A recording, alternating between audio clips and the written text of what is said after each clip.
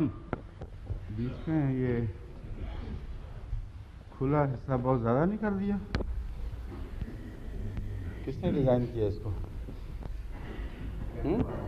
جی کیمرے والوں نے؟ اچھا، کوئی حکمت ہے اس میں خاص؟ کہتے ہیں کیمرے والوں نے کہا ہے ہمیں پیچھے ہٹ کے بیٹھو. ہاں آگے آ جائیں کچھ یہاں تک اور آگے ہو جائیں. بس ٹھیک ہے. پیچھے موقع مل جائے گا لوگوں کو آگے بڑھنے کا. السلام علیکم ورحمۃ اللہ وبرکاتہ. آج اللہ تعالیٰ کے فضل کے ساتھ اس رمضان مبارک کا پہلا دن ہے، پہلا روزہ ہے اور پہلا دن بھی، اور درس کا بھی آج پہلا دن ہے.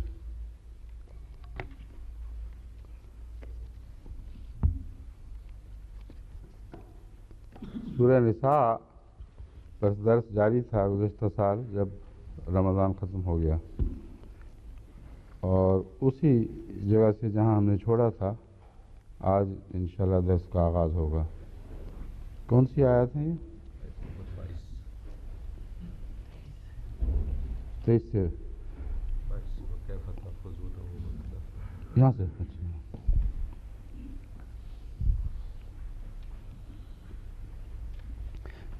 21 ہو چکی ہے. ہاں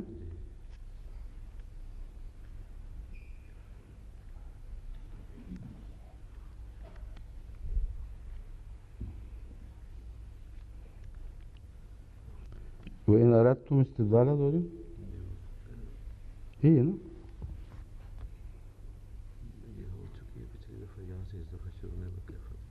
ٹھیک ہے. جو گزشتہ سال آیت درس میں بیان ہو چکی ہے اس سے شروع کرتا ہوں تاکہ یہ جو آیت جس سے آج آغاز ہوگا اس کے ساتھ جوڑ ہو جائے. اعوذ باللہ من الشیطان الرجیم. بسم اللہ الرحمن الرحیم. وَإِنْ أَرَدْتُمْ استبدال زوج مکان الزوج وآتيتم إحداهن قنطارا فلا تأخذوا منه شيئا أتأخذونه بهتانا وإثما مبينا وكيف تأخذونه وقد أفضى بعضكم إلى بعض وأخذن منكم ميثاقا غليظا ولا تنكحوا ما نكح آباؤكم من النساء إلا ما قد سلف إنه كان فاحشة ومقتا وساء سبيلا. یہ رکوع یہاں ختم ہوتا ہے. پہلے انہی آیات پر بات کرتے ہیں پھر انشاءاللہ بات کی.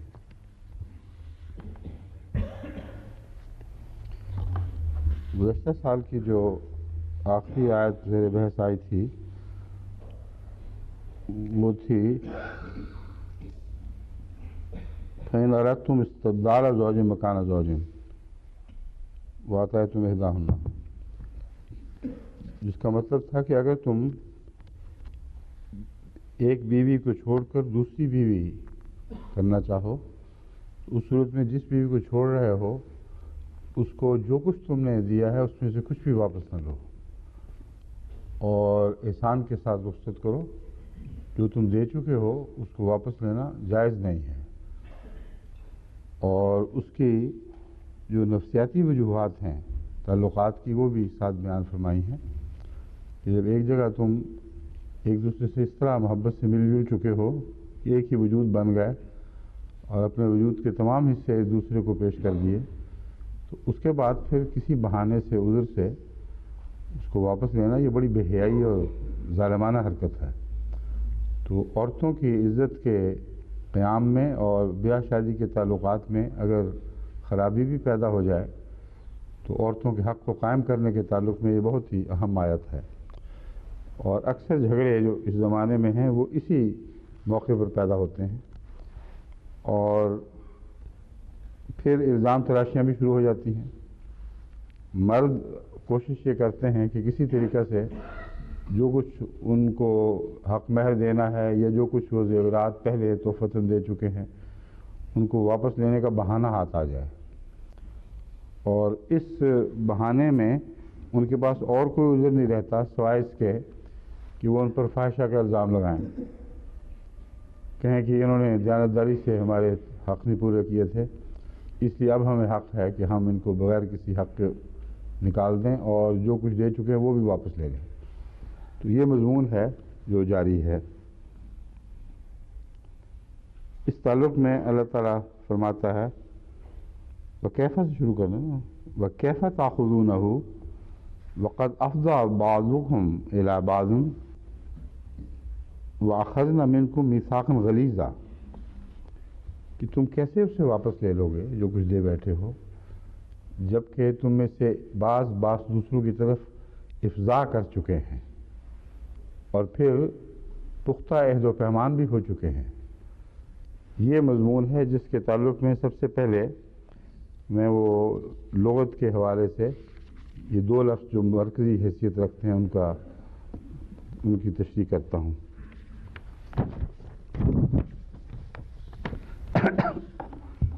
فضا کا لفظ آپ نے سنا ہوا ہے، فضا اور فضا۔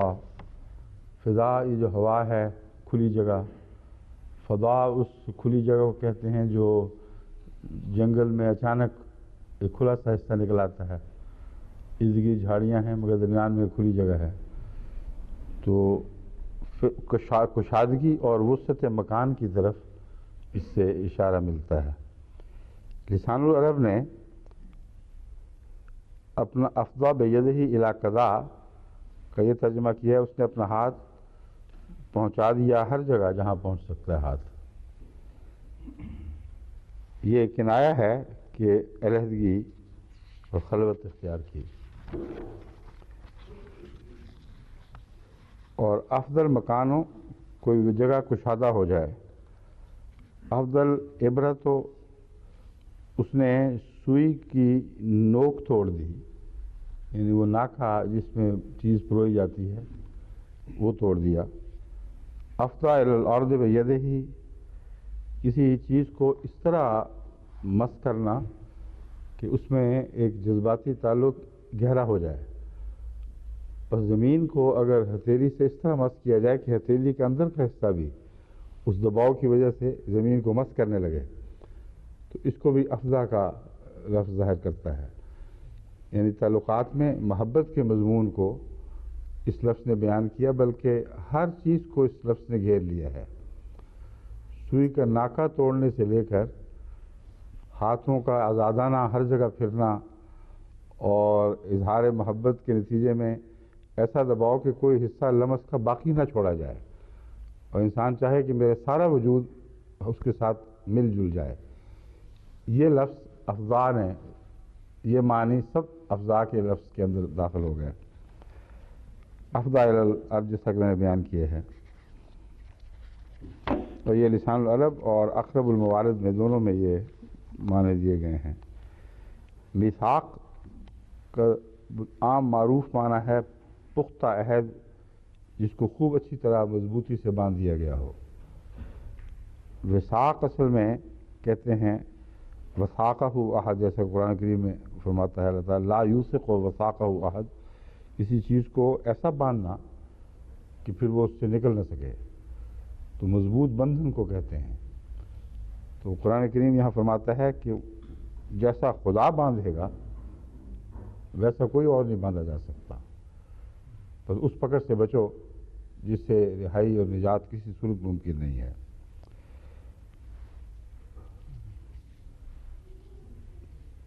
اور اسی وجہ سے عہد موقت کو جو قسمیں کھا کر عہد باندھا جائے میثاق کہا جاتا ہے۔ اسی لیے قرآن کریم نے میثاق النبیین کا بھی ذکر فرمایا ہے کہ خدا تعالیٰ نے نبیوں سے ایک میثاق لیا تھا، اور اسی طرح میثاق کو دوسری جگہ بھی استعمال فرمایا ہے جو یہود سے میثاق لیا گیا.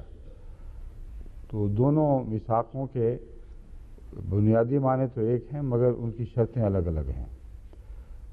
بس ہر میثاق ایسے پختہ عہد کو کہیں گے جس سے نکل بھاگنے کی کوئی قانونی یا اخلاقی گنجائش باقی نہیں رہتی. ان معنوں میں میثاق غلیظہ میں لفظ غلیظ نے ایک مزید شدت پیدا کر دی، کیونکہ لفظ غلیظ ایسی چیز کو کہتے ہیں، غلیظ ایسی چیز کو کہتے ہیں جو بہت گاڑھی اور ایک دوسرے کے ساتھ مضبوطی سے پیوستہ ہو چکی ہو، اور ایسی سختی دلوں کی جس میں رحم کی گنجائش نہ ہو، وہ بھی لفظ غلیظ سے ظاہر کی جاتی ہے. جیسا کہ قرآن کریم رسول اللہ صلی اللہ علیہ وسلم کو مخاطب کر کے فرماتا ہے وَلَوْ كُنْتَ فَظًّا غَلِيظَ الْقَلْبِ، اگر تو سخت مزاج ہوتا اور سخت دل ہوتا، غلیظ القلب سے مراد یہاں ایسا بے رحم ہوتا کہ تیرے دل میں کسی رحم کی گنجائش ہی نہ ہوتی، لَانفَضُّوا مِنْ حَوْلِكَ، تو یہ سب تیرے فدائی تجھے چھوڑ کر بھاگ جاتے اور محض تیرا پیغمبر ہونا کچھ کام نہ آتا. بس انسانی خلق کی طرف اشارہ ہے کہ وہ کتنی اہمیت رکھتا ہے مذہبوں کے پھیلاؤ میں، مذاہب کے پھیلاؤ میں اور سچے اخلاص کو قائم رکھنے میں. مگر لفظ غلیظ ہے جس کی طرف میں توجہ دلا رہا ہوں، جس کا مطلب ہے بہت ہی گاڑھی چیز، مضبوط اور سخت ہو جائے جو. تو میثاق غلیظہ جو قرآن کریم میں اللہ تعالیٰ فرماتا ہے وَأَخَذْنَا مِنْكُمْ مِيثَاقًا غَلِيظًا، انہوں نے تم سے ایک میثاق غلیظ لیا ہے، یعنی تم سے باندھا ہے نہیں بلکہ اخذنا منکم ہے، یعنی تم سے عہد و پیمان حاصل کر چکی ہیں. اس لفظ عہد و پیمان کے متعلق مفسرین نے مختلف معانی پیش کیے ہیں، مگر ان کو ایک ایک پڑھنے کی ضرورت نہیں، خام خواہ وقت ضائع ہوگا. بنیادی چیز جو ہے وہ میں آپ کو بتا دیتا ہوں. وہ کہتے ہیں عقد نکاح کو بھی میثاق کہتے ہیں. بس میثاق غلیظہ سے مراد ہے انہوں نے نکاح کر لیا، نکاح کا عہد لے لیا. مگر جو یہ مضمون بیان ہو رہا ہے اس کا اس سے تعلق کم، اور آپس کی پیار اور محبت کی باتوں میں جو عہد و پیمان لیے جاتے ہیں ان کی طرف ذکر زیادہ ہے، کیونکہ یہ سارا مضمون نکاح سے پہلے، اس تعلق سے پہلے کی باتیں بیان نہیں کر رہا. یہ بیان کرے وَقَدْ أَفْضَىٰ بَعْضُكُمْ إِلَىٰ بَعْضٍ، تم تو ایک دوسرے سے اس طرح باہم مل گئے کہ ہر حصہ انسانی جسم کا جو انسانی جسم سے لمس کر سکتا تھا وہ سب کر لیے. اور ان تعلقات کے دوران اخذنا منکم میثاقا غلیظا، عورتیں اس بیان کے مطابق مردوں سے جب خلوت کرتی ہیں تو پیمان محبت کو باندھنے کے لیے ان سے مزید عہد لیتی ہیں اور کہتی ہیں اقرار کرو کہ تم ہمارے سوا کسی کی طرف نہیں دیکھو گے، ہمارے سوا کہیں نہیں جاؤ گے، اور اپنے اس عہد وفا کو مرتے تک نبھاؤ گے.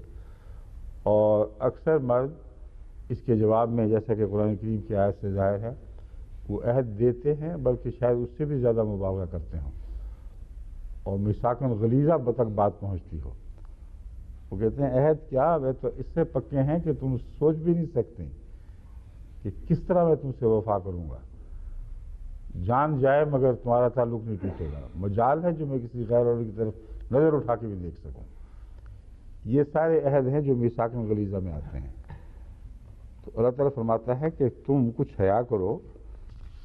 اب جب کہ نکاح ٹوٹ رہا ہے، تم نے فیصلہ کر لیا الگ کرنے کا، تو یہ کیسی کمینی اور ذلیل حرکت ہے کہ تم اپنی دی ہوئی چیزیں ان سے واپس مانگ رہے ہو، جبکہ تمہارے تعلقات اپنی انتہا کو پہنچ گئے اور ایسے آپس میں ایک دوسرے سے مل جل گئے کہ اس سے زیادہ انسانی بدن مل نہیں سکتا. اس میں جتنی گنجائش، افزا کا معنی یہ ہے انسانی بدن میں لمس کی جتنی بھی گنجائشیں تھیں وہ تم نے حد انتہا تک پہنچا دیں، اس کے بعد کوئی گنجائش باقی نہیں رہتی. اور پھر اس دوران عہد و پیمان بھی ہوئے ہیں جن میں تم زیادہ تاکید کے ساتھ یہ قسمیں کھاتے تھے کہ ہم تمہارے ہی ہوں گے، کسی کے اور کے نہیں ہوں گے۔ اب یہ حالت ہے کہ ان سب باتوں کو بھلا کر تم دی ہوئی چیزیں واپس لے رہے ہو، جو ویسے ہی ایک گناہ ہے اور ایک مکروہ بات ہے کہ جو تحفہ انسان دے بیٹھے وہ اسے واپس لینے کا سوچ بھی سکے۔ یہ ہے مضمون جو اس آیت میں مرکزی حیثیت رکھتا ہے۔ باقی لغت کی بحثیں جو ہیں وہ ساری اس کی تائید میں ہیں۔ تمام بحثیں جتنی بھی آئی ہیں ان کا بنیادی مرکز مطلب وہی ہے جو میں آپ کے سامنے بیان کر چکا ہوں۔ کوئی اور اگر قابل ذکر بات ہو تو میں دیکھ لیتا ہوں، پھر وہ بھی بیان کر دوں گا۔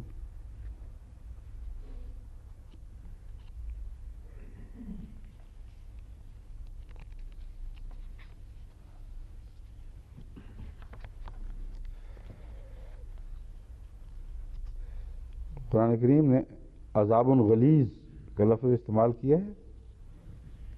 نہیں، کہاں؟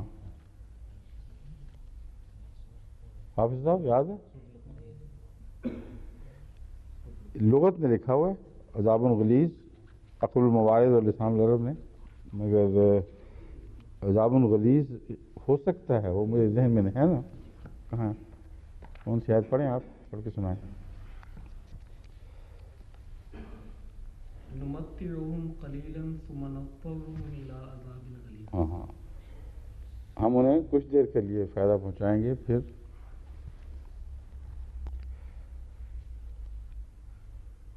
نمتعهم قلیلا ثم نضطرهم الى عذاب غلیظ، یہ سورہ لقمان کی آیت ہے 25ویں۔ اس میں اللہ تعالیٰ فرماتا ہے کہ ہم تمہیں ان کو ہم کچھ دیر کے لیے دنیا کا فائدہ پہنچائیں گے، پھر ان کو مجبور کر کے ایک ایسے عذاب کی طرف لے جائیں گے جو بہت غلیظ ہے، یعنی اپنے شدت میں بہت زیادہ ہے اور نکلنے کی کوئی راہ نہیں چھوڑتا۔ یہ دونوں معنی وہاں پیدا ہو جاتے ہیں۔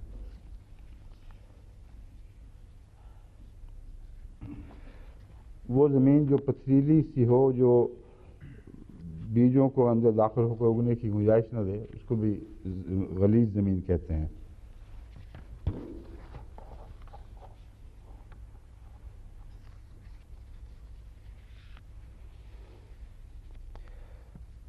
بعضوں نے صرف مہر کی بات کی ہے، حق مہر، لیکن یہ جو مضمون ہے وہ حق مہر سے بڑا ہوا ہے کہ جو تم دے بیٹھتے ہو، حق مہر کی بات نہیں۔ جو کچھ بھی تم دے دیتے ہو تحفۃ، پھر اسے واپس لینے کا کوئی حق نہیں۔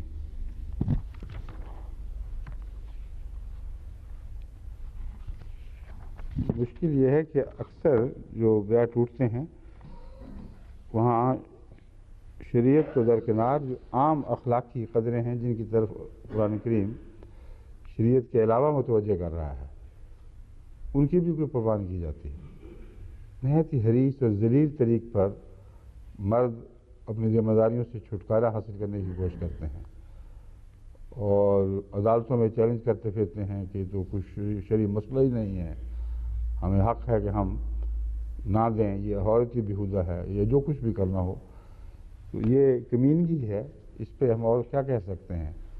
فضائی معاملات تو قانون کی حد میں رہتے ہیں، لیکن قرآن کریم نے اس کی کمینگی کو کھول دیا ہے۔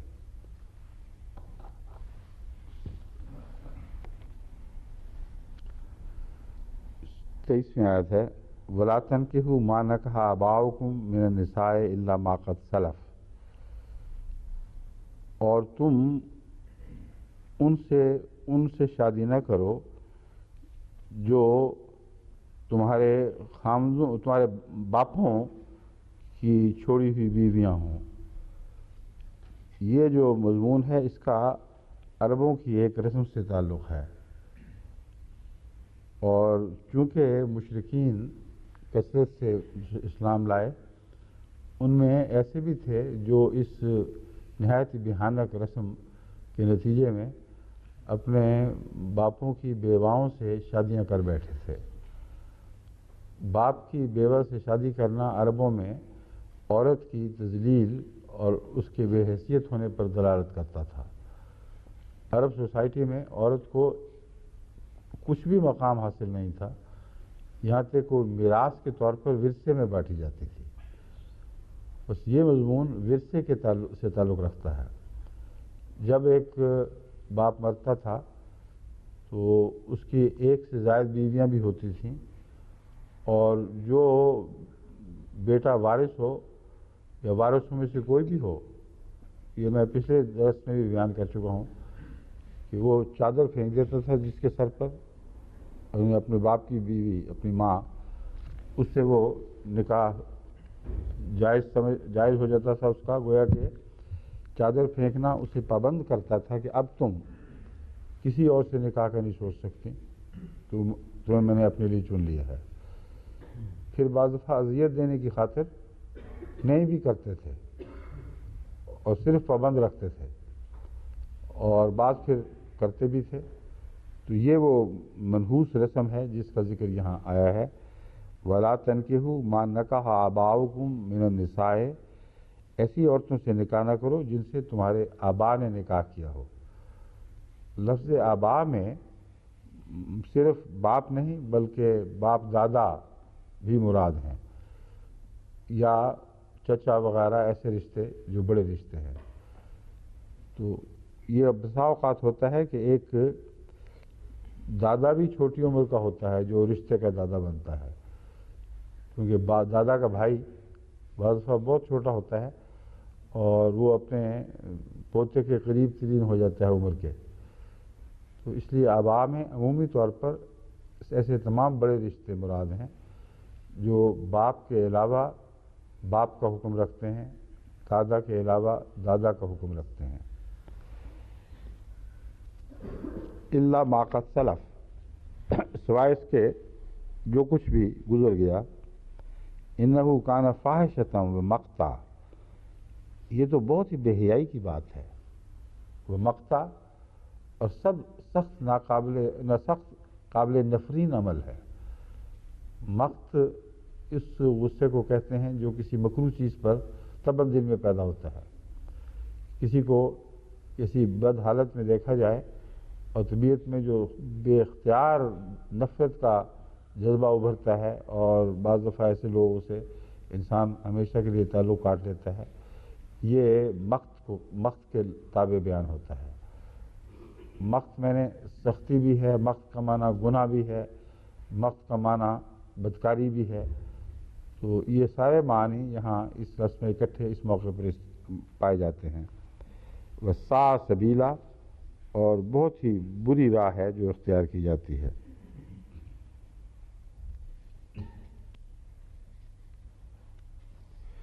ریفر ٹو، ٹھیک ہے.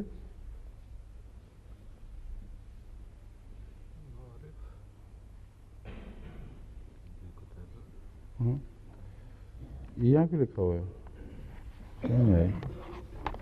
اچھا، اب سلف کا جو حل لغات ہے وہ میں آپ کے سامنے مختصراً پیش کرتا ہوں. مضمون تو میں نے بیان کر دیا، وہی ہے. قرآن مجید میں آتا ہے جعلناہم سلفا ومثلا للآخرین. سلف کہتے ہیں گئی گزری بات جو ماضی میں دفن ہو جائے. اسلاف کہتے ہیں وہ آباء و اجداد جو پرانے زمانے میں سے چلے آ رہے ہوں لیکن ماضی کا حصہ بن چکے ہوں. اور سلف میں آگے بڑھنے کا مضمون بھی ہے، آگے نکل گیا.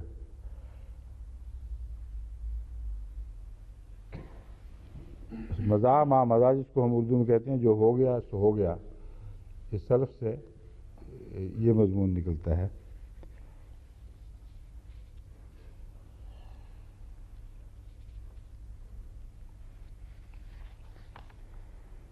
السالفہ اور سلفہ ماقدم میں یہ تو بے تعلق میں بحثیں ہیں. بے سلف آپ نے نام سنا ہوگا. ایسی بے کو کہتے ہیں جو لوگ فصل سے پہلے کر لیتے ہیں، فصل کے پکنے سے پہلے ہی کر لیتے ہیں اور اس کا وہ فائدہ اٹھاتے ہیں، اور ایک جوئے کی قسم ہے جسے منع کر دیا گیا، مگر بعض شرطوں کے ساتھ جائز بھی سمجھا جاتا ہے. تو بے سلف ایک ایسا مضمون ہے جس میں جو مشکوک ہے اس کی بعض شرطیں یقیناً جوئے سے مل جاتی ہیں، بعض ایسی ہیں جو زمیندار کے فائدے کے لیے جو ہیں، جو مجبور ہے، اس کو وقت سے پہلے ضرورت ہے، اور کچھ فائدے آپس میں بانٹ لیتے ہیں گویا کہ وہ. لیکن بہرحال ایسا ایک سودا ہے جس میں کچھ ناپسندیدگی کے پہلو بھی داخل ہو جاتے ہیں، کچھ پسندیدگی کے پہلو بھی داخل ہو جاتے ہیں. بس احتیاط ضروری ہے ایسے موقع پر. سلافہ کہتے ہیں درد کو، جو شراب کا نچلا بچا ہوا حصہ، اس کو سلافہ کہا جاتا ہے. اور دعا جو میت کے لیے کی جاتی ہے اس میں وجہ لو سلف لنا، یہ سلف کا لفظ وہی ہے جو سلف سے نکلا ہے. فاحشہ میں بہت مختلف قسم کے معنی بیان کیے جاتے ہیں. بعض موقع پر لوگ فاحشہ کا معنی بدکاری کرتے ہیں، اور بعض فاحشہ سے مراد کسی بدی کا بہت حد سے گزر جانا ترجمہ کرتے ہیں. تجاوزہ حدہ فہو فاحش و فحاش، یہ لکھا ہے مفردات میں اور نہ موجم الوسیط میں، کہ کسی بدی کا حد سے زیادہ بڑھ جانا یہ فحش ہے، اور فحاشی اسی سے نکلا ہے. تفاحش القوم اس وقت کہتے ہیں جب کوئی قوم بدی میں بہت آگے بڑھ جائے، اور یہاں بدی سے مراد ایک دوسرے کی عیب چینی ہے. کہ جو عورتیں مثلا بعض دفعہ لڑتی ہیں اور ایک دوسرے کے متعلق گندی بکواس کرتی ہیں اونچی آواز میں، یہ بعض قوموں میں رواج پایا جاتا ہے، تو اس کو بھی تفاحش کہا جاتا ہے. بس اگر قومیں ایک دوسرے پر گندے الزامات لگائیں اور بے حیائی کی باتیں کریں تو اس کو بھی تفاحش کہتے ہیں.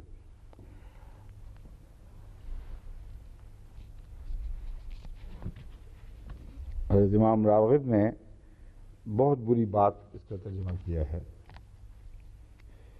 بعض یہ کہتے ہیں کہ ہر بدکاری فحش ہوتی ہے، مگر ہر فحش بدکاری نہیں ہوتی. یہ درست ہے، ہر بدکاری کو فحش کہا جا سکتا ہے، فحش کا ہی حصہ ہے، مگر ہر فحش بدکاری ضروری نہیں ہے. جہاں تک قرآن کریم کی آیات سے میں نے تاثر لیا ہے، فحشاء ایسی اخلاقی بیماری کو کہتے ہیں جو اس طرح ننگی ہو کہ ہر شخص فی ذاتہ ہی پکڑا نہ جا سکتا ہو، مگر بدی کھل کے پھیل رہی ہو قوم میں. اس لیے اس کے نتیجے میں جیسے وبائی امراض ہوتی ہیں، نزلہ زکام بھی یا بہت گہری مرضیں بھی، جو جب ایک دفعہ ظاہر ہوں تو آپس کے تعلقات سے میل جول سے ایک دوسرے کو لگتی ہیں. تو قرآن کریم نے جہاں لفظ فحشاء استعمال فرمایا ہے وہاں بہت جگہ یہ مضمون پایا جاتا ہے کہ ایسی بدیوں کو اجازت دینا کھل کھیلنے کی جو آگے سوسائٹی میں پھیل جاتی ہیں، یہ بہت بڑا گناہ ہے، اور اس کے خلاف قرآن کریم بہت سختی سے نظر رکھنے کی تاکید فرماتا ہے.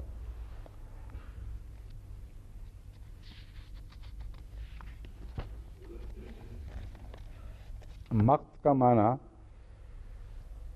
البغض الشدید لمن تراہ طاعت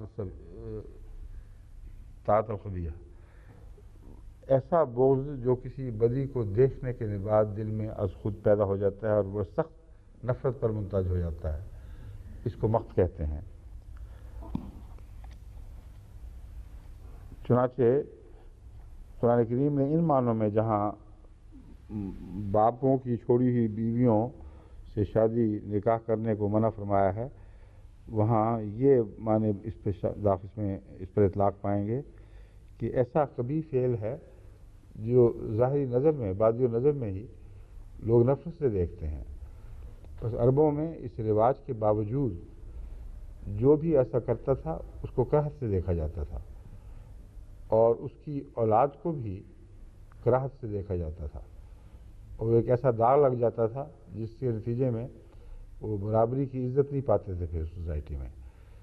تو مقت ایک ایسے طبی گناہ کو، طبی برائی کو کہتے ہیں، ایسی برائی کو کہتے ہیں جس کے نتیجے میں سوسائٹی میں انسانی فطرت کے خلاف، انسانی فطرت سے نفرت کا بے ساختہ اظہار ہو اور اسے فطرت قبول نہ کرے، اور نفرت بھی ایسی جو شدت رکھتی ہو اپنے اندر، غصہ بھی آتا ہو اس کے نتیجے میں۔ بعض علماء نے، شیعہ علماء نے خصوصیت سے بیویوں سے شادی، ماں باپ کی بیویوں سے شادی کے کچھ واقعات بیان کیے ہیں، اور اس میں بہت حد تک بدنیتی بھی داخل ہے، جو جیسا کہ آگے سے ظاہر ہوگی بات۔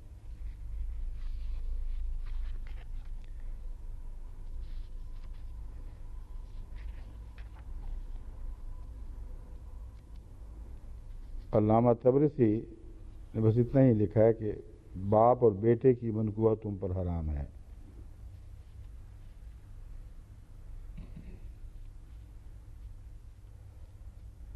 انہوں نے صرف ابن کا مضمون اس میں داخل کیا، حالانکہ وہ الگ موجود ہے اس کی حرمت، ضروری نہیں کہ اس میں داخل کیا جائے۔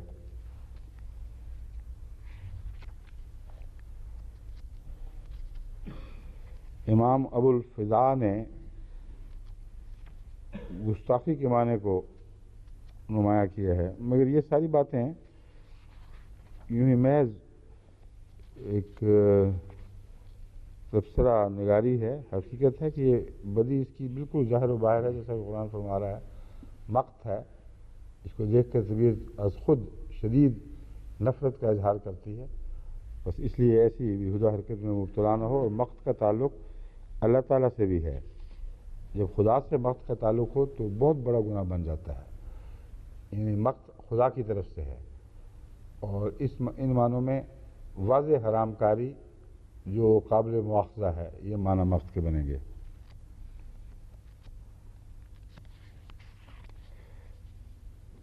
بعض لوگوں نے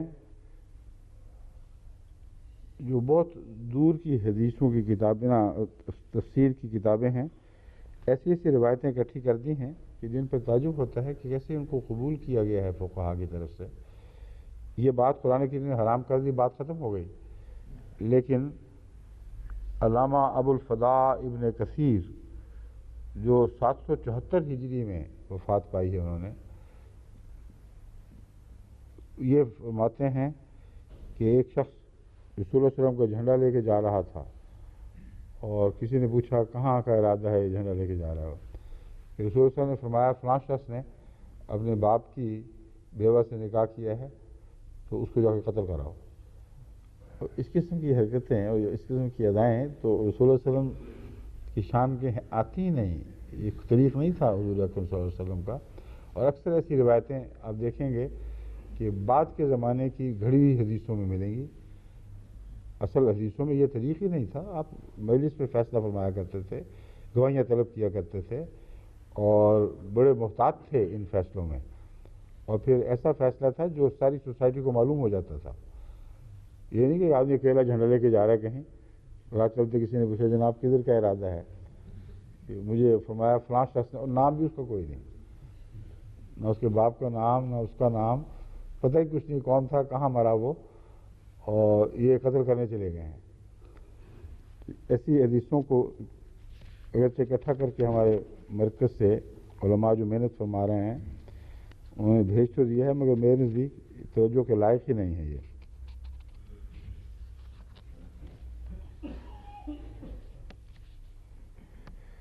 وہ جو آخری الفاظ ہیں وہ ہے کہ فلاں صاحب ہرا جھنڈا لے کر میرے پاس سے گزرے۔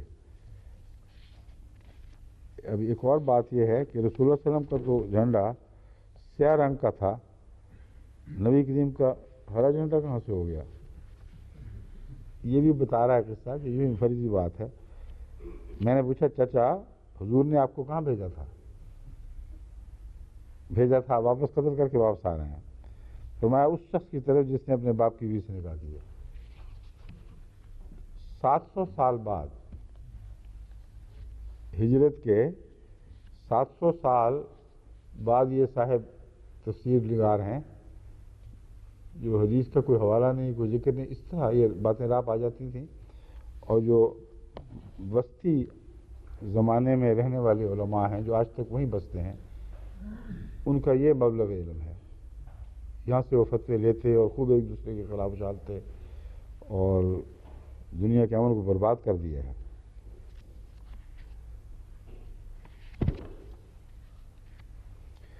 اب تفسیروں میں یہ کہنے کی کیا ضرورت ہے کہ باپ سے مراد دادا اور نانا وغیرہ بھی ہیں. اب نانا سچ مچ کا، دادا ان کی بیویوں بیواؤں سے شادی کرنا عجیب بات ہے، لیکن یہ بس اپنی سوچوں کو کھلا چھوڑ دیتے ہیں. قاضی ثناء اللہ صاحب پانی پتی تفسیر مظہری میں فرما رہے ہیں کہ نانی سے بھی یاد رکھو منع ہے. اللہ ہی رحم کرے.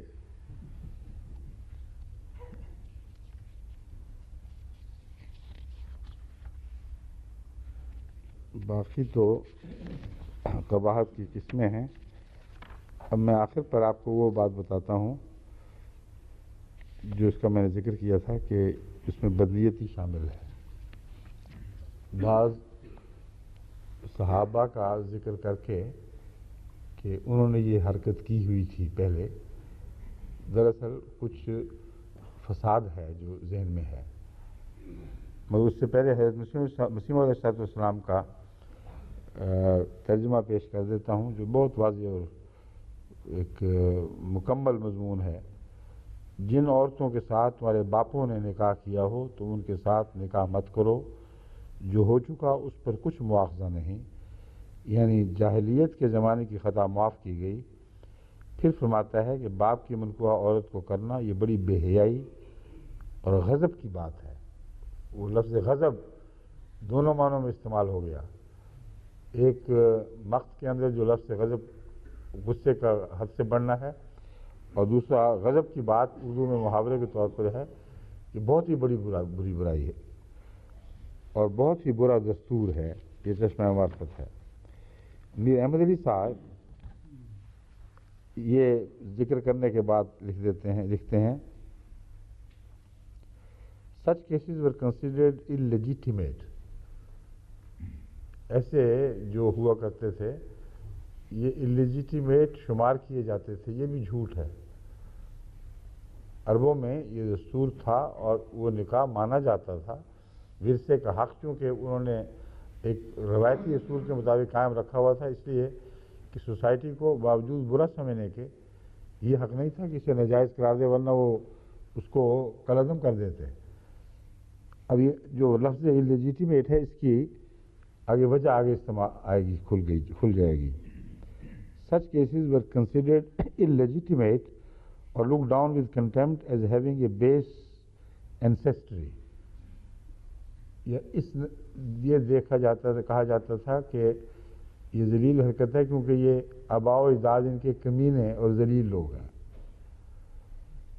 Such was the ancestry of some of those who posed as religious leaders after the Holy Prophet.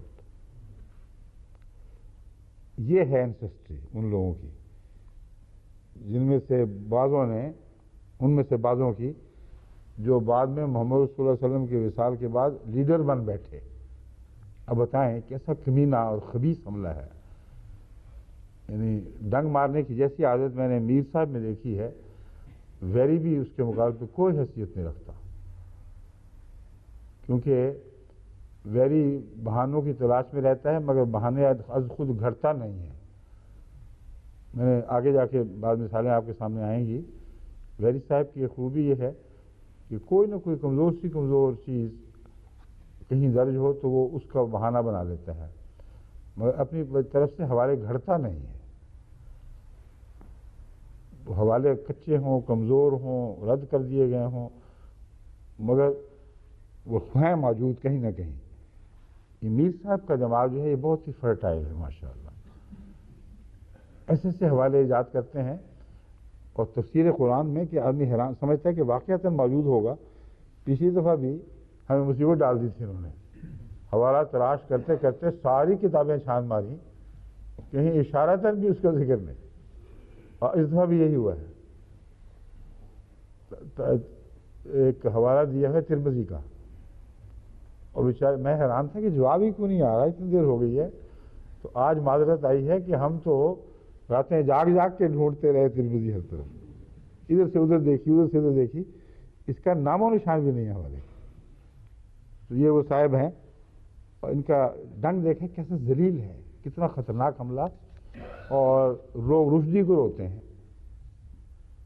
یہ رشدی سے زیادہ خبیث حملہ ہے، جو رشدی نے ایسے لوگوں کے کتابوں پر جیسے میر صاحب ہیں ان پر بنا کی ہے، اور میر صاحب نے کسی کتاب پہ بھی بنا نہیں کی، صرف ظاہر ہو گیا ہے۔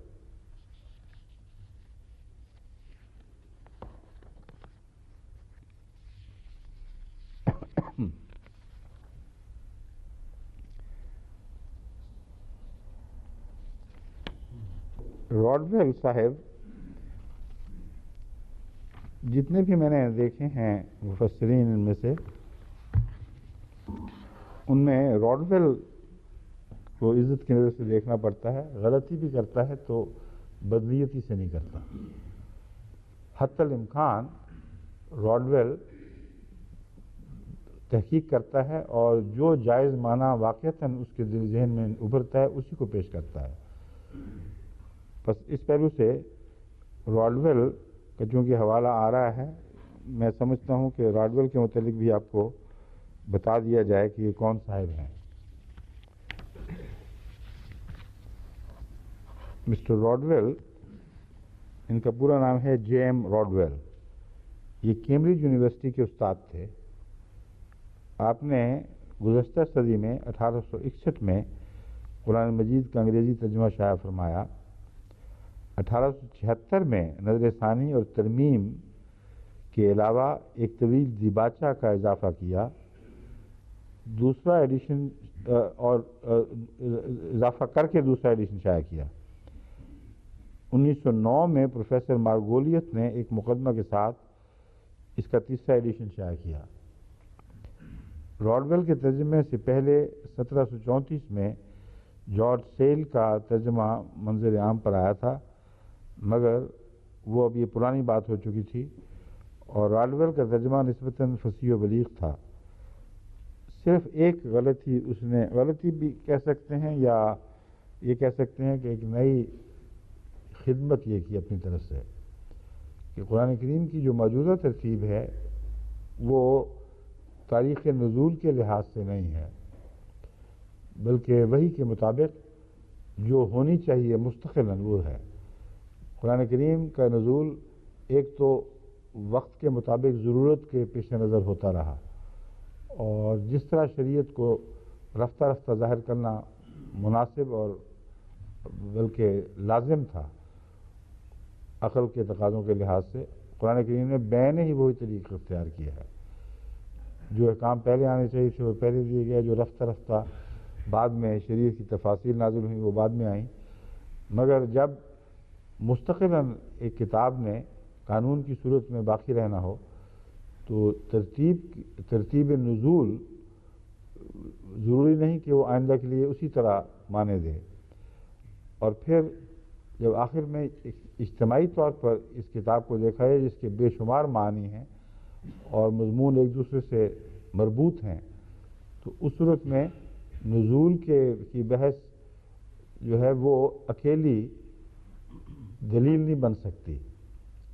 اگر نزول کے تعلق سے آپ ایک دوسرے سے آیت کا رشتہ جوڑیں تو ایک اس میں کوئی نہ کوئی سلسلہ تعلقات کا نظر آ سکتا ہے، اور اکثر ہمارے مفسرین نے اس پر زور دے کر قرآن کی اصل شان سے توجہ ہٹا دی ہے۔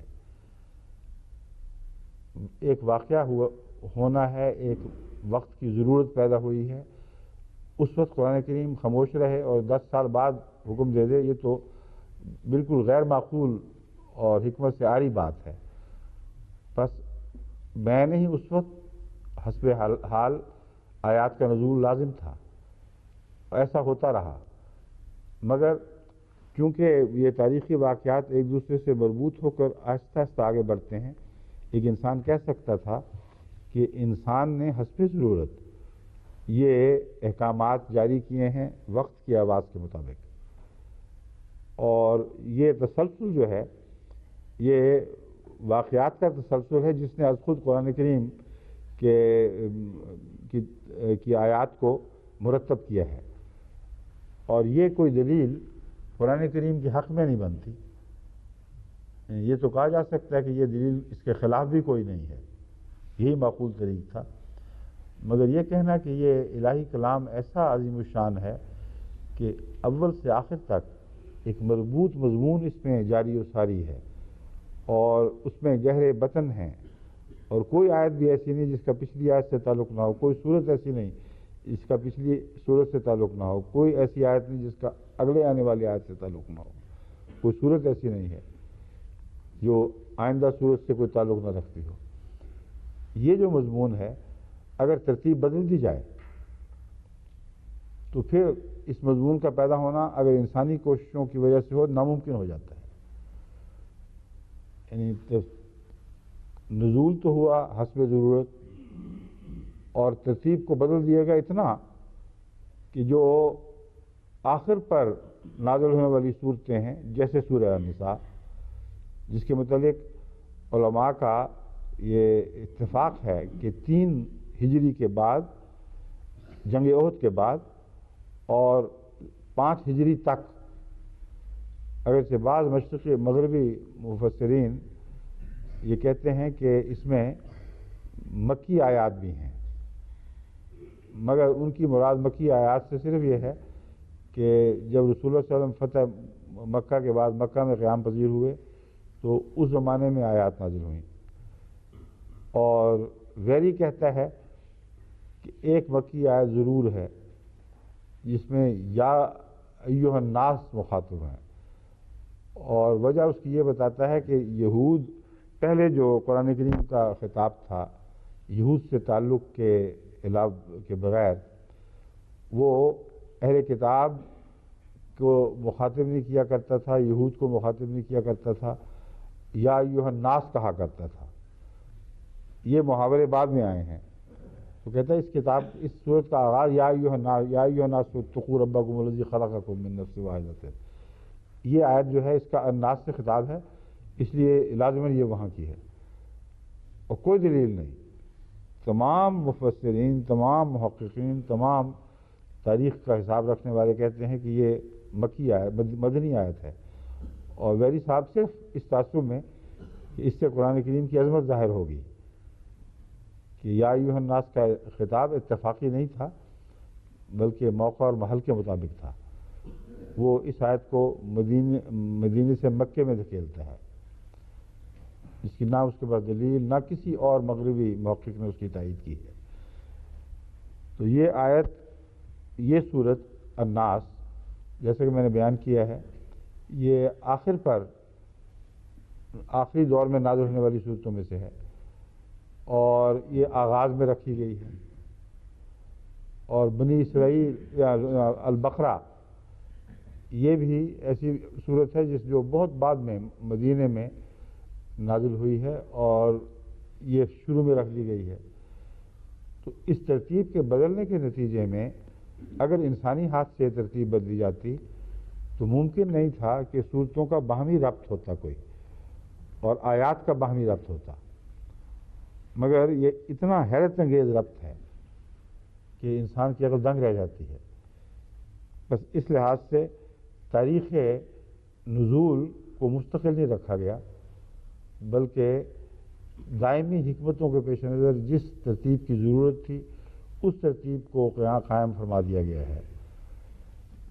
اور اس سے ایک اور بات کی گواہی مل گئی کہ حضرت عثمان کا یہ فعل کہ فلاں آیت کہاں تھی اور فلاں صورت کس جگہ تھی، یہ فیصلہ کرنا، اس کی تحقیق کرنا تائید یافتہ تھا اللہ تعالیٰ کی طرف سے، کیونکہ اس میں غلطی کوئی نہیں ہے۔ ایک جگہ بھی کوئی خلا دکھائی نہیں دیتا، مضمون ایسا مربوط اور جیسا عقل تقاضے کرتی ہے اسی طرح آگے بڑھتا چلا جاتا ہے۔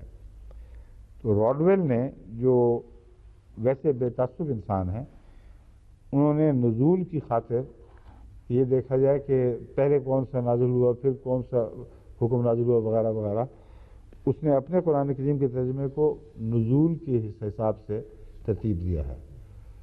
بس یہ ایک بات ہے جو اس کی پسند نہیں، مگر عموماً وہ ترجمہ کرنے میں محتاط ہے. وہ کہتا ہے accept what has already passed does not mean that stepmothers taken as wives before this verse, stepmothers taken as wives before this verse was revealed could be retained. What the words mean is simply if such men repent and amend, no harm will come to them for unlawful acts of the past. The past would be forgiven, but women whom it was unlawful to marry were to be divorced after this verse was revealed. یہ بڑا منصفانہ ایک فیصلہ اس نے کیا ہے قرآن کریم کے ترجمے کو پیش نظر رکھتے ہوئے، اور بیان یہی حقیقت ہے کہ وہاں یہ مراد نہیں کہ ان بیویوں کو جو تمہارے باپ دادا کی تم نے پہلے کی ہوں ان کو باقی رکھو، لیکن جیسا کہ میں نے کہا تھا ویری جو دشمنوں میں سب سے زیادہ ایک متعصب دشمن ہے وہ اس سے اختلاف کرتا ہے. وہ کہتا ہے our commentary is that women whom it was unlawful to marry were to be divorced at once after this verse was revealed. But in this version, women whom your fathers have had, the pre-Islamic religion of Arabia not only allowed such marriages but made such women as lawful part of the son's inheritance. The reform Muhammad had in respect to the future only. What was already past was allowed to remain unchanged. ان حملوں کی کمینگی میں اس شخص کا کوئی جواب نہیں، مگر بنیاد بہرحال کوئی نہ کوئی بنا لیتا ہے. اس آیت سے اس نے اپنا ایک ترجمہ کیا ہے، کوئی فرضی حوالہ بنا کے نہیں پیش کیا، مگر فرضی حوالوں کے تو بادشاہ موجود ہیں اس مسلمانوں کے اندر، بیرونی کسی مدد کی ضرورت ہی نہیں ہے.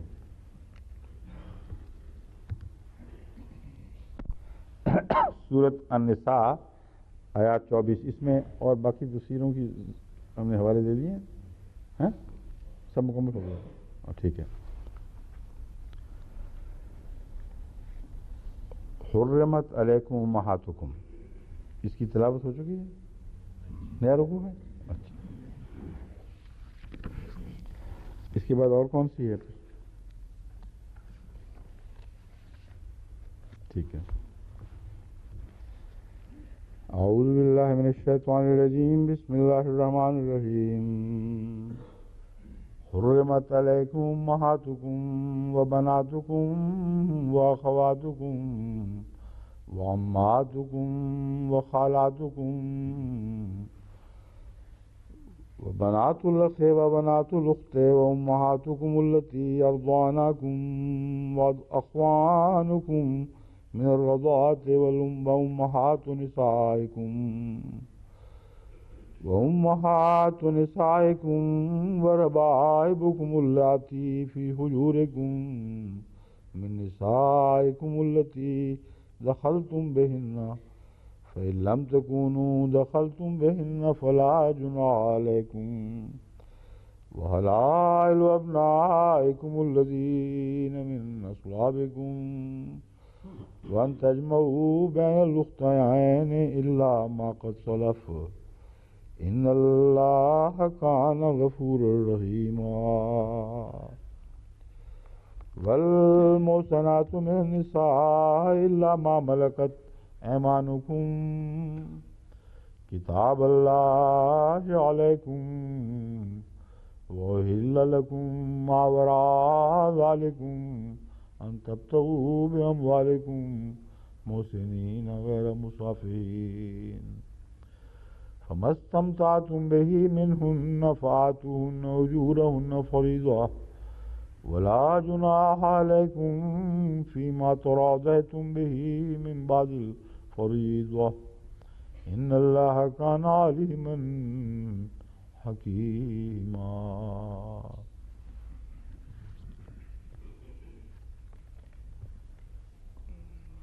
یہ یہاں سے پڑھنا ہے، حرمت علیکم، یہ جو ہے یہ لمبا دستاویز سنبھال رہے ہیں.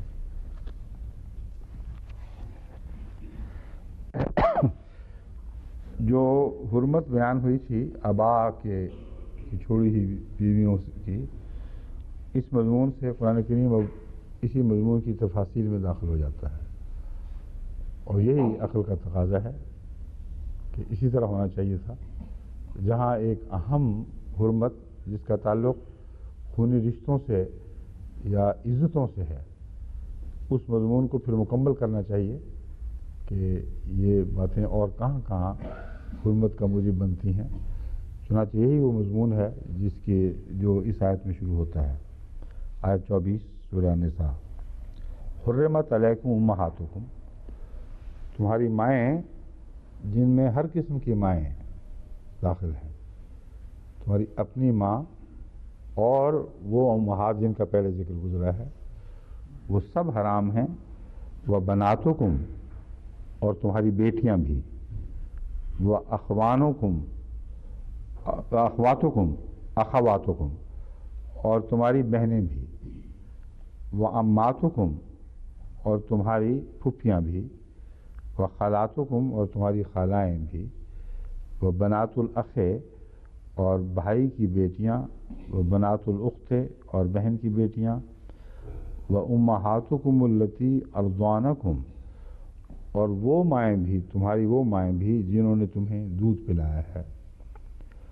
وہ اخواتکم من الرضاعۃ، اور تمہاری وہ بہنیں بھی جو دودھ کی بہنیں ہیں.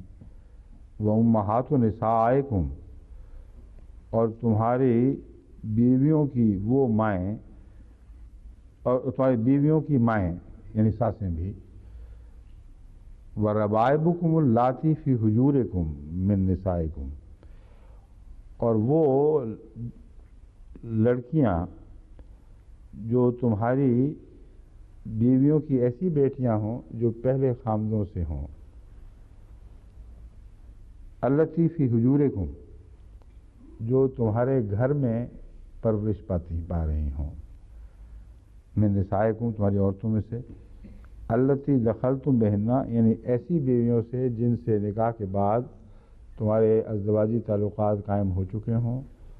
ان کی وہ بیٹیاں بھی تم پر پھر حرام ہو جاتی ہیں جو پہلے خامدوں سے ہوں اور تمہارے گھر میں پلی ہوئی ہوں.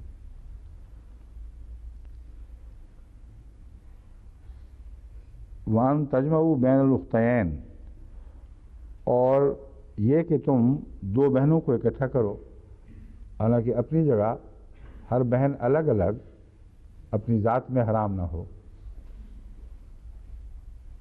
الا ما قد سلف، جو گزر گیا سو گزر گیا. یہاں بھی وہی مضمون ہے کہ اس کی سزا تو نہیں ہوگی مگر اس کو قائم رکھنے کی اجازت نہیں ہے. تمام مفسرین اس بات پر متفق ہیں کہ یہی مضمون ہے. ان اللہ کان غفور الرحیمہ، یقیناً اللہ تعالیٰ بہت زیادہ بخشنے والا اور بہت رحم فرمانے والا ہے.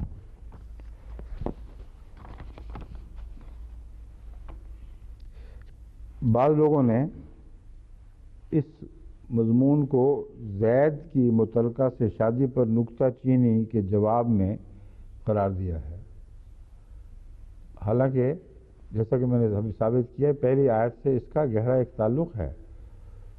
وہ آیت جو ہے آبا والی، اس کا اس سے کوئی تعلق نہیں ہے زید کے واقعہ سے، اپنی جگہ برمحل ہے.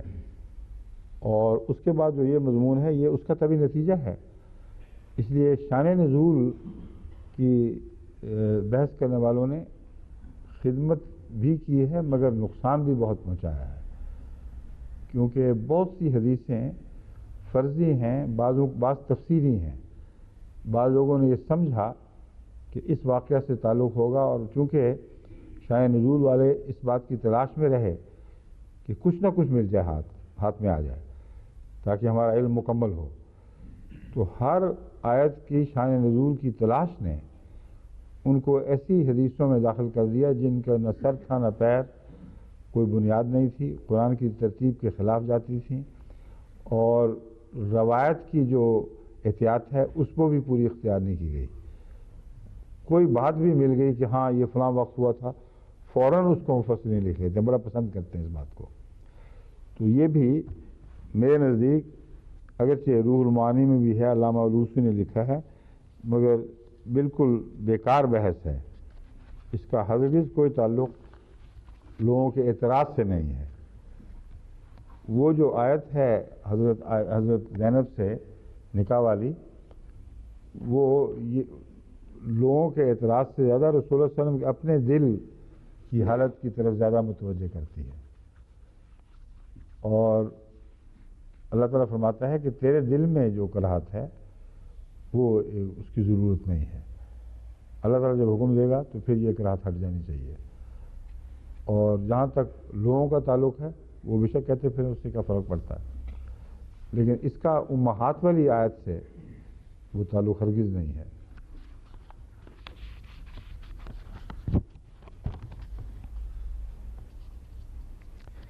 روائب کی بحث میں مختلف معنی پیش کیے گئے ہیں. بعض علماء یہ کہتے ہیں کہ یہ جو جملہ ہے التی فی حجورکم،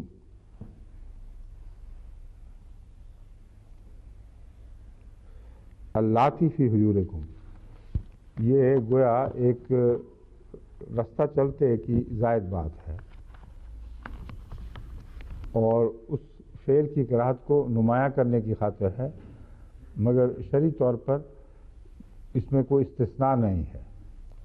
وہ کہتے ہیں ہر وہ بیٹی جو کسی ایسی بیوی کی بیٹی ہو جس سے تم نے بعد میں شادی کی، اس سے پہلے اس کے دوسرے خاوند سے وہ بیٹی ہو، وہ اسی طرح حرام ہے جس طرح پہلی لسٹ والی ساری حرام ہے. بعض کہتے ہیں کہ یہ نہیں مراد، بلکہ یہ بے وجہ ذکر نہیں ہے، مراد یہ ہے کہ تمہارے گھر میں اگر وہ بیٹی پلی ہوئی ہے اور اپنی بچیوں کی طرح گھر میں اٹھان ہوئی ہے اس کی، تو پھر یہ بالکل جائز نہیں کہ تم اس کی بلوغت پر اس سے شادی کا فیصلہ کرو.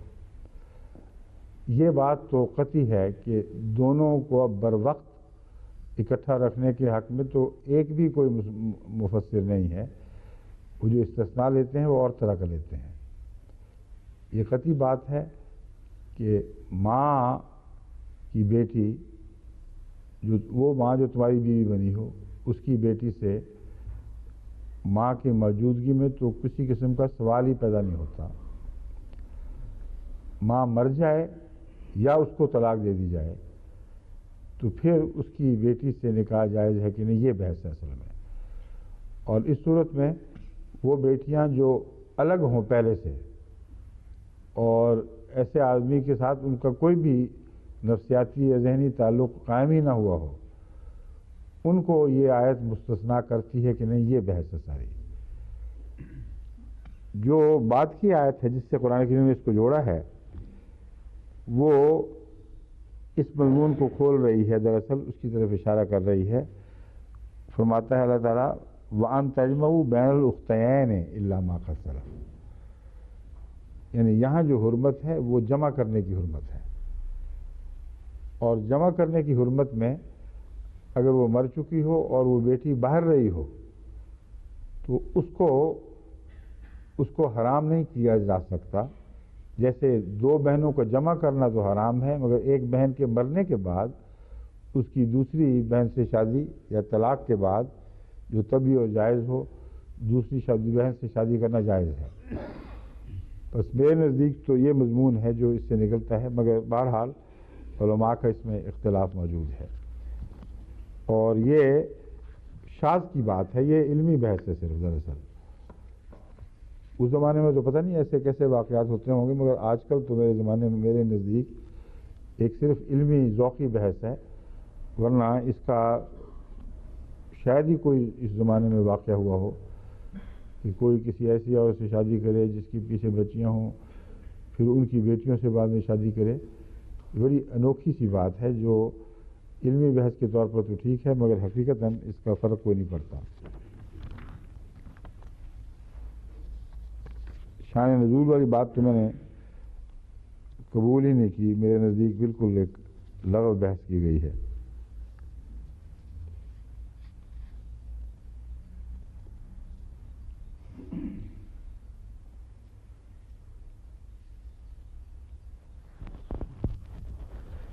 یہ ربائب کی جو بحث ہے لغوی،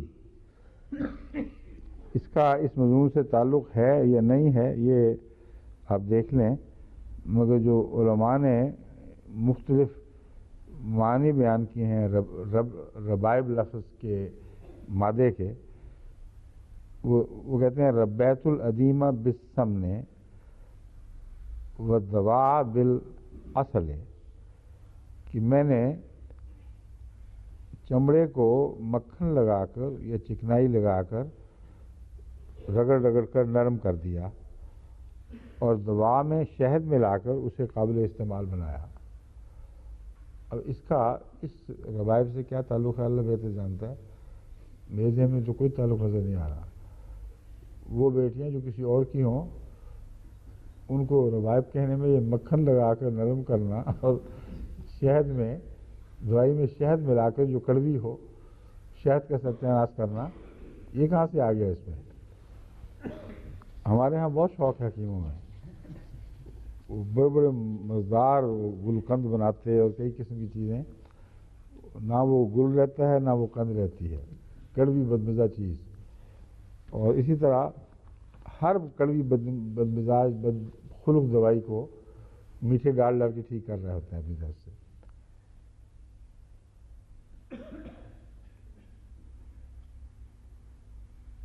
رباب بعض کہتے ہیں یہ لفظ ربوبیت ہی سے تعلق رکھتا ہے، اور رباب اس بادل کو کہتے ہیں جس سے نباتات پرورش پاتی ہیں۔ تو ربائب سے مراد غالباً یہ تعلق اس کا ہو سکتا ہے کہ وہ بیٹیاں اللاتی فی حجورکم، کہ جو تربیت کے لحاظ سے تو تمہاری بیٹیاں بن گئی ہیں، تم نے ان کی پرورش میں حصہ لیا، گویا وہ بادل ہو جس سے نباتات نشو و نما پاتی ہیں، مگر تم سے پیدا نہیں ہوئیں، پیدا کسی اور سے ہوئی ہیں۔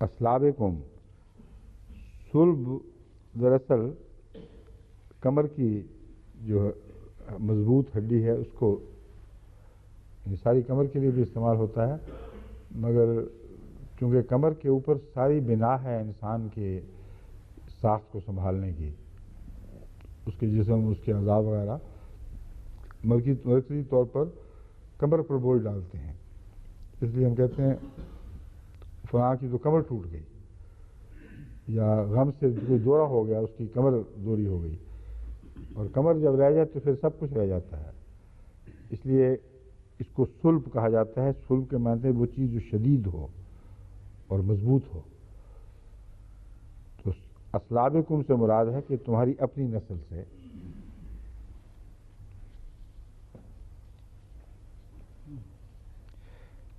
فرماتا ہے اللہ وحلائل ابنائکم الذین من اصلابکم،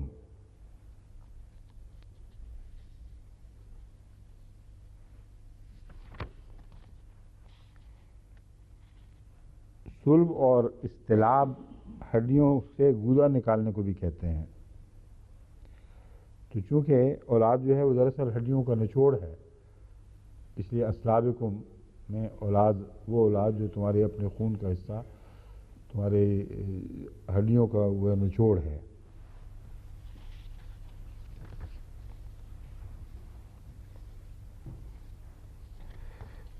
باقی علماء نے یہ بحث کیا کہ یہ رشتے حرام پانے والے کیا قدر مشترک رکھتے ہیں۔ یہ تو بالکل ظاہر و باہر ہے، میرے خیال میں اس میں کسی تصحیح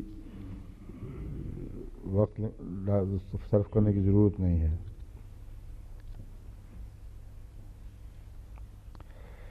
لیکن جو مفسرین ہیں وہ اس آیت کی بحث میں ایک ایسی عجیب و غریب بحث میں مبتلا ہو گئے ہیں جس کا انسان کے آغاز سے تعلق ہے۔ وہ کہتے ہیں اسلاب میں جو حرام حرمت ہے، اب حضرت آدم نے کیا کیا ہوگا اور ان کی اولاد نے کیا کیا ہوگا، اس چکر میں پھنس کے پھر وہ بڑی مصیبت میں مبتلا ہیں، اور کہتے ہیں کہ شروع میں شریعت نے یہ اجازت دی ہوگی، پھر آہستہ آہستہ اجازت چھین لی گئی ہوگی۔ ان کے نزدیک حضرت آدم پہلے انسان ہیں اور حوا ان کی پسلی سے بنی، تو حوا کو کیا حیثیت ہے یہ بحث نہیں وہ کرتے کہ حوا کو بیٹی کی حیثیت ہے کہ نہیں۔ اگر اسلاب سے مراد ہڈی کے گودے سے بننا ہے تو حوا تو خود ہڈی سے پیدا ہوئی ہیں، تو پہلا مسئلہ تو اعتراض تو وہاں اٹھنا چاہیے تھا کہ بیٹی سے کیسے شادی کر لی حضرت آدم نے۔ اس کو چھوڑ کر آگے چل پڑتے ہیں، وہ کہتے ہیں آگے بیٹیاں اور بیٹے ہوئے ہوں گے، تو پھر یہ کیا بنا کہ آدم کی نسل بھائی بہنوں کی نسل ہے ان کی شادی کے نتیجے میں۔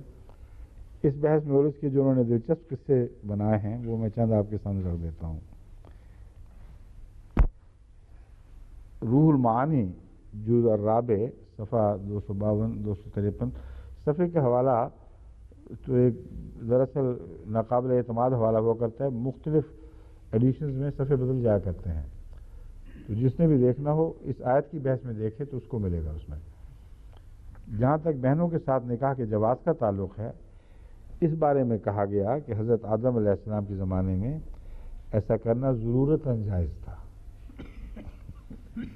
اس طرح ہمارے آج کل ماشاء اللہ کی جواز میں عدالتیں ضرورت کا مضمون اٹھا رہی ہیں کہ ضرورتاً جائز ہے، اس کے نتیجے میں جو مرضی قانون بدل دو، جو ستیہ ناش کر دو دستور اساسی کا، یہ قانون ضرورت کے تابع سب کچھ جائز ہو جاتا ہے۔ تو یہ بہت پرانا مسئلہ ہے، علماء نے نیا نہیں سیکھا۔ یہ کہتے ہیں کہ حضرت آدم کے وقت دراصل ضرورت کا مسئلہ پیدا ہوا تھا۔ اللہ کیا کرے، ایک آدم بنایا، دوسرا بنانے کی تو توفیق ہی نہیں ملی، ورنہ دو بنا دیتا تو جھگڑا ہی ختم ہو جاتا۔ تو اس کے بعد کہتے ہیں پھر ضرورت کے نتیجے میں جائز تھا۔ حضرت حوا پر حمل کے بعد ایک لڑکا اور ایک حضرت حوا ہر حمل کے بعد ایک لڑکا اور ایک لڑکی جنتی تھی۔ اب برابر بھی کر دیا تاکہ یہ نہ ہو کہ کچھ بھائی بغیر بیویوں کے رہ جائیں۔ کہاں کہاں ان کے دماغ پہنچے اندازہ نہیں ہے۔ حضرت حوا ہر حمل کے بعد ایک لڑکا اور ایک لڑکی جنتی، پھر دوسرے حمل سے پیدا ہونے والا بیٹا پہلے حمل سے پیدا ہونے والی بیٹی اس لڑکی سے شادی کر لیتا، اور پہلے حمل سے پیدا ہونے والا لڑکا دوسرے والے حمل سے شادی کر لیتا۔ یہ چھوڑ دیا، یہاں عمر کا فرق ٹھیک کرنے کی خاطر انہوں نے یہ طریقہ نکالا کہ دونوں بہن بھائی ایک ہی حمل سے ہوں اور عمریں بھی برابر ہوں۔ یہ تو ٹھیک نہیں لگتا، ہم تو چاہتے ہیں کہ مرد کی عمر بڑی ہو عورت کی کم ہو۔ تو کہتے ہیں وہ دوسرے حمل سے پیدا ہونے والا لڑکا ہے، یہ لڑکا لکھا ہوا ہے لڑکی، معاف کریں الٹ ہو گیا بات، اور بھی پھر دوسرے حمل سے پیدا ہونے والا بیٹا پہلے حمل سے پیدا ہونے والی لڑکی سے شادی کر لیتا۔ یہ الٹ ہو گیا قصہ، لڑکا چھوٹا ہوتا اور بیوی بڑی ہوتی، یہ ابتدائی دستور تھا۔ اور اگر اس صورت میں ایک تو جوڑا بہرحال لڑکا بڑا ہو جاتا جو پہلے تھا، اور لڑکی جو بچی ہے اس میں وہ بات وہی بنی ہے دراصل، لیکن یہ دوسرے طریقے سے کہی گئی ہے۔ بعض مسلمان اس رائے کو تسلیم نہیں کرتے، بڑی معقول بات نظر آتی ہے، دیکھیں نا، کہتے بعض مسلمان بالکل تسلیم نہیں کرتے، پر وہ حل کیا پیش کرتے ہیں، وہ حل سن لیجئے۔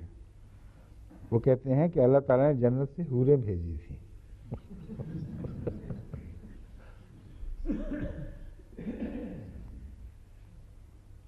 حوریں بھیجی تھیں اور آدم کے بیٹوں نے ان سے شادیاں کی تھیں۔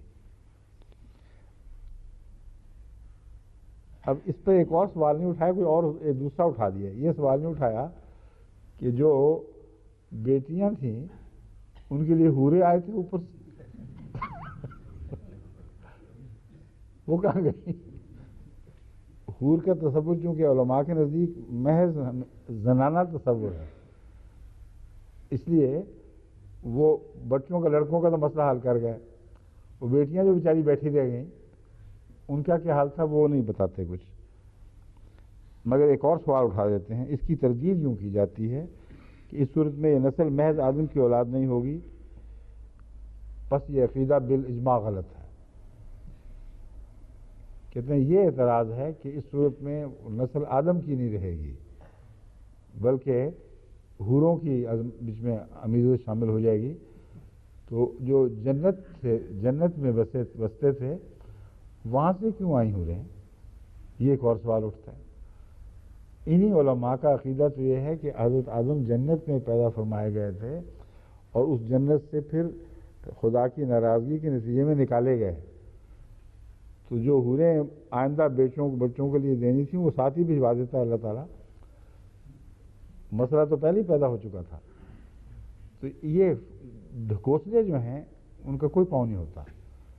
اس سے پتہ چلتا ہے کہ قرآن کی عظمت کی دلیل ہے، اس لیے میں آپ کو بتا رہا ہوں کہ قرآن کا زمانہ ان علماء کے زمانے سے بہت پہلے کا ہے۔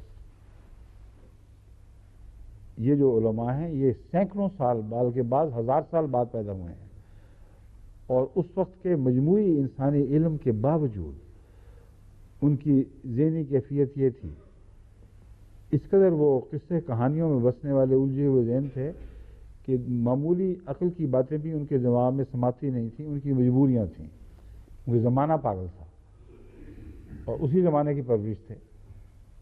تو یہ میں محض آپ کو لطیفوں کے طور پر نہیں بتا رہا، میں یہ موازنہ کرنا چاہتا ہوں کہ دیکھو کتنا عظیم الشان فرق ہے انسان کی سوچ اور انسان کے کلام میں، جو بڑھتے ہوئے روشن تر ہوتے ہوئے زمانے میں پیدا ہوتا ہے اور ایسی ایسی جہالت کی باتیں کرتا ہے، اور قرآن جو آج سے 1400 سال پہلے نازل ہوا ہے اس میں کوئی بھی اندھیرے کا شائبہ تک نہیں ہے، اور ایسا حیرت انگیز وہ عقل پر مبنی نظام ہے، عقل کل پر اور حکمت پر، کہ اس میں معمولی سا بھی شک کا سایہ نہیں ہے۔ لا ریب فیہ ھدی للمتقین۔ بس یہ جو علماء ہیں یہ قرآن کے اوپر اپنے سائے ڈال رہے ہیں، جبکہ قرآن کسی سائے کا، کسی بد سائے کا نہ محتاج ہے نہ اجازت دیتا ہے۔ رضاعت سے حرام قرار دیے جانے والے جو رشتے ہیں ان میں حضرت عائشہ صدیقہ رضی اللہ تعالیٰ عنہ کی یہ حدیث عام ہے جو معقول اور عین حکمت پر مبنی ہے، اور اسی پر سب کا اتفاق ہے کہ جو کچھ بھی نسبی رشتوں کے تقاضے ہیں، یعنی ماں باپ کی طرف سے جو اولاد پیدا ہوتی ہے اس کے تعلقات کے بین ہی وہی تقاضے رضاعت سے پیدا ہو جاتے ہیں۔ بس رضائی بھائی رضائی بہن کے تعلقات میں مسائل وہی ہوں گے جو حقیقی والد اور حقیقی والدہ کے رشتوں کے تعلق میں پیدا ہوتے ہیں۔ رضاعت ہے کیا؟ اس میں مختلف علماء نے مختلف تصور خیالات پیش کیے ہیں۔ بعض کہتے ہیں ایک گھونٹ بھر کر پی لینا دودھ یہ بھی رضاعت میں داخل ہو جائے گا، اور جو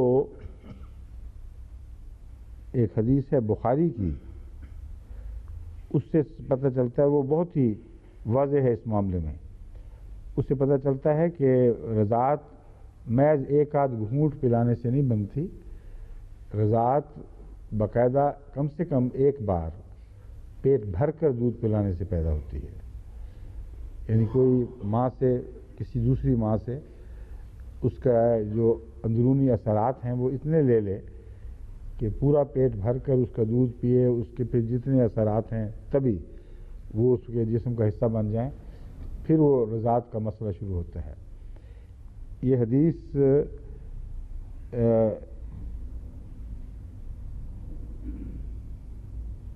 بخاری میں بھی درج ہے کچھ اضافے کے ساتھ، مگر رول معانی نے جو بیان کی ہے وہ اتنی ہے کہ حضرت عائشہ سے روایت ہے کہ رسول اللہ صلی اللہ علیہ وسلم تشریف لائے تو میرے پاس ایک ایسا آدمی تھا، بیٹھا ہوا تھا باتیں کر رہا تھا جس کا ساتھ میرا کوئی رشتہ نظر نہیں آتا تھا. حضرت صلی اللہ علیہ وسلم کو تعجب ہوا اور حیرت سے دیکھا کہ یہ کیا قصہ ہے. تو میں نے عرض کیا کہ یا رسول اللہ، یہ میرا رضائی بھائی ہے. حضرت عائشہ صدیقہ رضی اللہ تعالیٰ عنہ بیان فرماتی ہیں کہ اس پر حضرت رسول اللہ صلی اللہ علیہ وسلم نے فرمایا، دو فقرے ہیں، تم اپنے بھائیوں کو پرکھ لیا کرو، نمبر 1.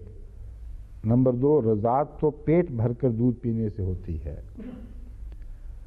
یہ مسئلہ آج کل کے زمانے میں وضاحت کا محتاج ہے، اور دونوں بنیادی باتیں اس میں بیان ہو گئی ہیں. رضاعت کے بہانے ہر لڑکی کو کھلے میل جول کی اور انخلاء کی اجازت دینا یہ تحقیق طلب معاملہ ہے. صرف رضاعت کافی نہیں، بلکہ ایسے شخص کے کردار اور اس کے حالات کی چھان بین بھی ضروری ہے.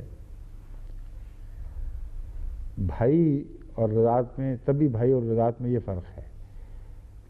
طبی بھائی سے انسان کی جو خواہشات ہیں وہ اس طرح بھڑکتی نہیں، اس کے برعکس مضمون پیدا ہوتا ہے. بہن اور بھائی کا رشتہ ایسا ہے جو ہر نفسانی خواہش کو ٹھنڈا کر دیتا ہے اور اس پر گویا کہ پانی ڈال دیتا ہے، یہ آگ پیدا ہی نہیں ہوتی. لیکن جو رضائی رشتے ہیں ان میں طبی طور پر ایسے تقاضے دیکھنے میں نہیں آتے. اس لیے حضرت صلی اللہ علیہ وسلم نے دو باتیں ہیں جو بیان فرمائی ہیں. ایک یہ کہ تم اپنے بھائیوں کو پرکھ لیا کرو، یعنی ایسے بھائی جو ہیں ان کے متعلق معلوم کر لیا کرو، ان کا مزاج کیسا ہے، اخلاق کیسے ہیں اور کیسی شہرت ہے. اس کے بغیر محض رضاعت کے بہانے ملنا جلنا جائز نہیں ہے. دوسری بات یہ فرمائی کہ رضاعت پیٹ بھر کر دودھ پینے سے ہوتی ہے، جس سے صاف پتہ چلتا ہے کہ حضرت صلی اللہ علیہ وسلم اس شخص کو جانتے تھے، اور یہ بھی جانتے تھے کہ حضرت عائشہ صدیقہ رضی اللہ تعالیٰ عنہ نے کبھی بھی اس کی ماں کا پیٹ بھر کر دودھ نہیں پیا، ورنہ یہ فقرہ اس موقع پر آپ بیان نہ فرماتے. تو یہ آج کل کے زمانے میں زیادہ احتیاط کی ضرورت ہے. پہلے زمانوں میں تو اس زمانے کا معاشرہ خود بڑا محافظ اور پاک باز معاشرہ تھا. اس زمانے کا معاشرہ چونکہ بھٹک چکا ہے، اس لیے اس قسم کے عذر رکھ کر کہ فلاں بھائی ہے فلاں بھائی ہے، یہ اپنے تعلقات کے دائرے کو عام کر دینا یہ مناسب بات نہیں ہے.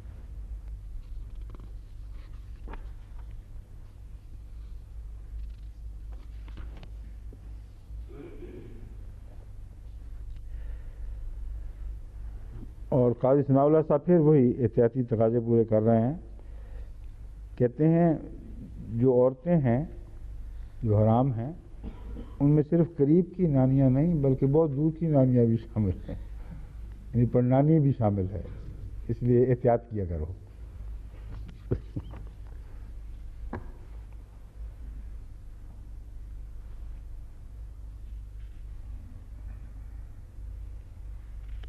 باقی وہ روایت کی وہ بحث جو میں پہلے بیان کر چکا ہوں، یہ مختلف علماء نے چھیڑی ہے.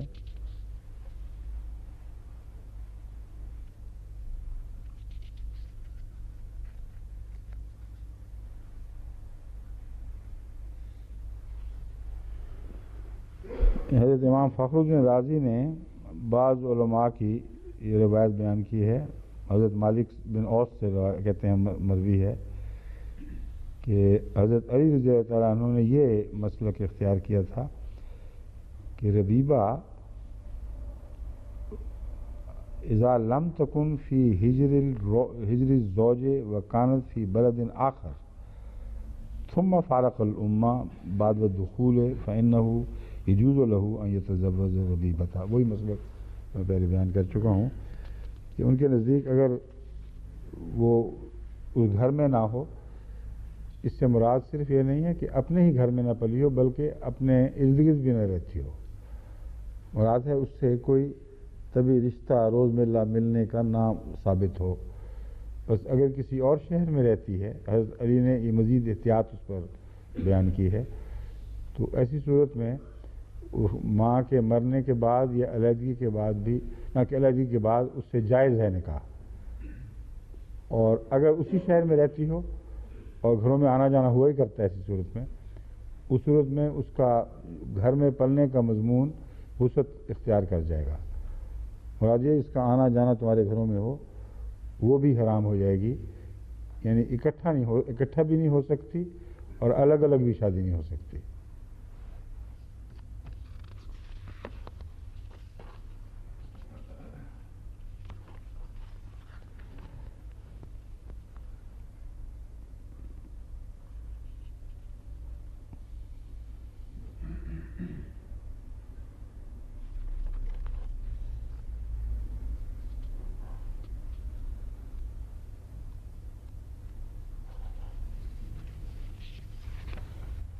یہی بحث ہے ساری.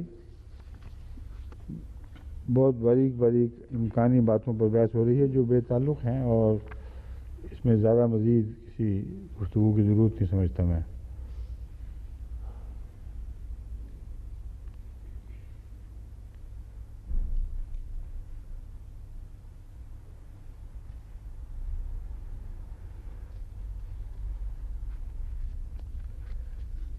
بیٹے کی بیوی کی جہاں تک بحث ہے، سلبی بیٹے کی بیوی سے نکاح حرام ہے.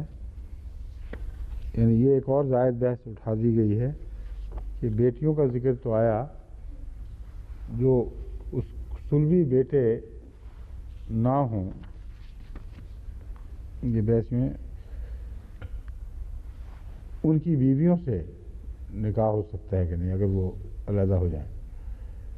تو اس بحث کو وہ جوڑتے ہیں اس دوسری بحث سے کہ گویا کہ رسول اللہ صلی اللہ علیہ وسلم نے جب زید کی مطلقہ سے شادی اللہ تعالیٰ کے حکم سے کی تو یہ دفاع ہے کہ سلبی بیٹا نہیں تھا.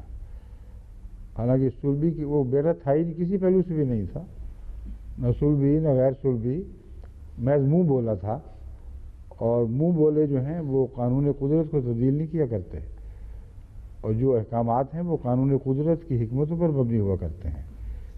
خونی رشتوں سے جو حرمتیں ہیں یہ اس سے زیادہ گہری ہیں جو محض اخلاقی حرمتیں ہیں، بلکہ جو ارتقائی ضروریات ہیں ان کے نتیجے میں انسان کی سطح پر زندگی کی ترقی کے بعد یہ ضرورتیں پیدا ہوئی ہیں جن کو اللہ تعالیٰ نے محفوظ رکھا. اور اس وجہ سے یہ جو سلب کی بحث ہے یہ محض اخلاقی نہیں بنتی بلکہ سائنسی بحث بھی ہے ایک. بس حضرت زید کا اس موضوع سے کوئی دور کا بھی تعلق نہیں ہے.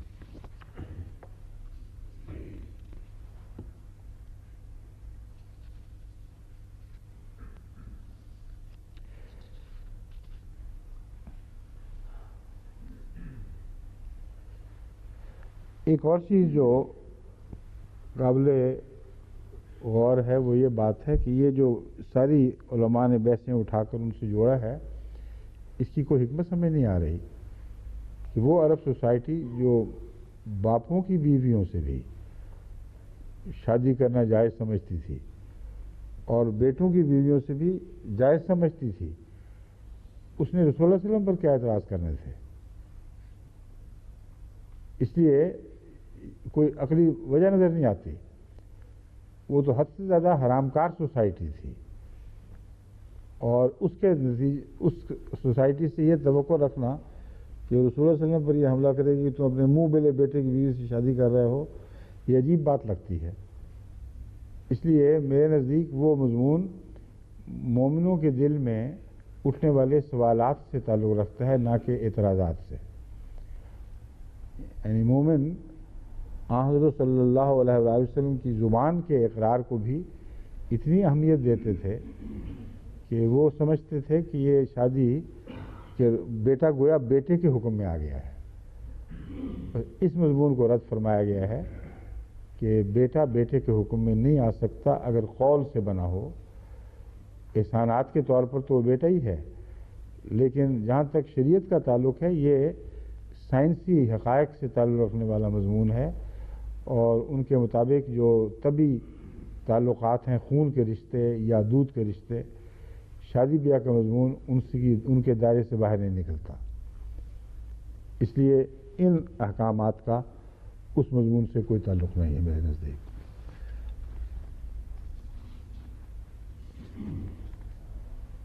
حضرت مسیح موعود صلی اللہ علیہ وسلم نے یہ سارے رشتے بیان کر کے فرمایا ہے کہ اس کے بعد جو یہ فرمایا ہے کہ جو گزر گیا سو گزر گیا، اس سے مراد یہی ہے کہ اگرچہ وہ شادیاں قائم نہیں رکھی جائیں گی، یہ سوال ہی نہیں پیدا ہوتا کہ ان کو قائم رکھا جائے، مگر جو گزر گیا ہے اس کے اوپر کوئی تم پر پکڑ نہیں ہے.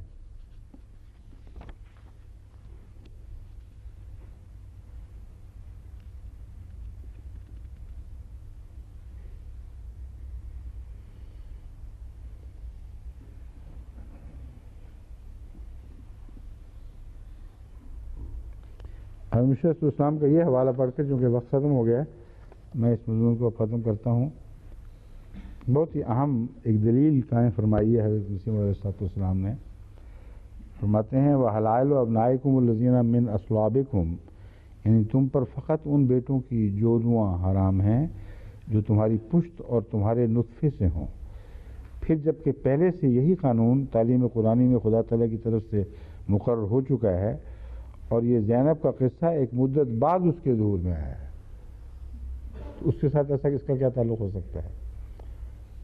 یہ جو آیات ہیں یہ پہلے سے آ چکی تھیں، اور زینب کا قصہ تو بعد کا قصہ ہے.